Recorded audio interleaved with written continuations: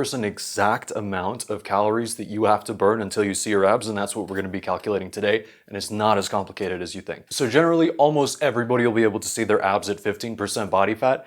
If you don't see your abs at 15% body fat, you don't have a diet problem, you have a training problem, and you have to train your abs. If you don't train your abs, you're gonna cut down and you're gonna get leaner than ever, and you're still not gonna have abs.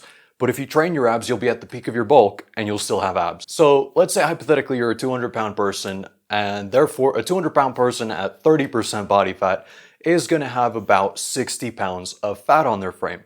Now for them to get down to 15% body fat, they would have to have about 30 pounds of fat on their frame. So for them, they'd have to lose about 30 pounds. Same thing if you're 25% body fat. For you to get down to 15% body fat, you'd have to lose about 20 pounds, because if you've got 25%, if 25% of your mass is fat, then you've got about 50 pounds of fat, and you want to get down to 30 pounds of fat, which means you got to lose 20 pounds of fat if you are 15% body fat. So the TLDR is, if you are 20% body fat, you got to lose about 10 pounds. 25% body fat, you got to lose about 20 pounds.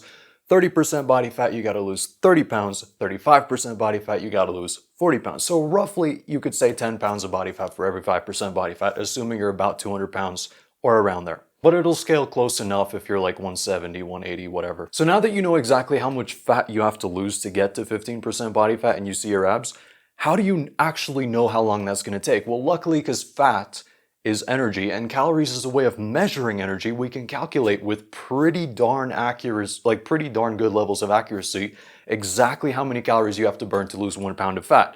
And to burn 1 pound of fat, to lose 1 pound of fat, or about half a kilo, you need to burn about 3,500 calories. So in other words, let's say you're 20%, you want to get to 15%, that's going to be 10 pounds.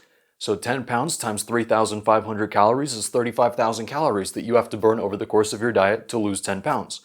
And the same thing, it just scales if you've got to lose 40 pounds, right? So 40 pounds, that is 40 times 3,500, so it's 35,000, 70,000, 140,000, right? So you've got 140,000 calories you have to burn over the course of your diet.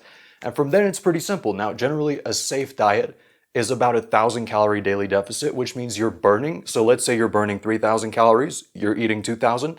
So the deficit is 1,000, right? So you're burning 1,000 more than you're eating.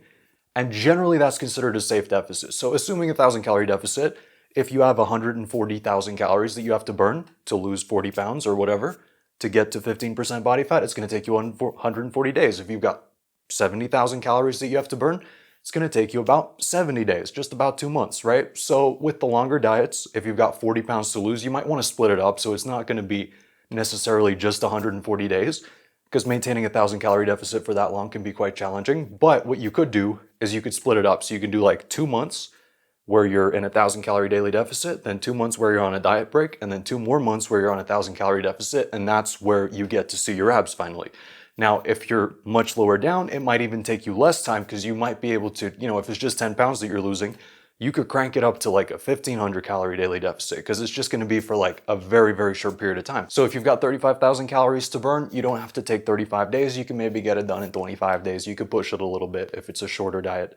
And if you're 20% body fat, you drop down to 15% real quick, you could push that a little bit more. Now, of course, don't do anything crazy. If you feel like you can't handle it or whatever, just like talk to a doctor or whatever.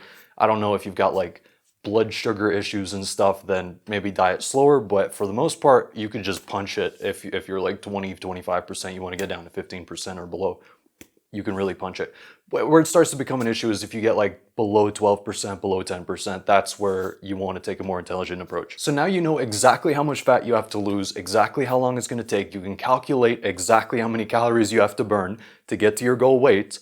And if the timeline's not working out, you're just doing the math wrong, because this is ironclad physics laws pretty much. So now you know exactly how long everything's going to take, but to get you through the diet, actually, you need a mindset that's going to be able to handle the diet, and that's why I made this video.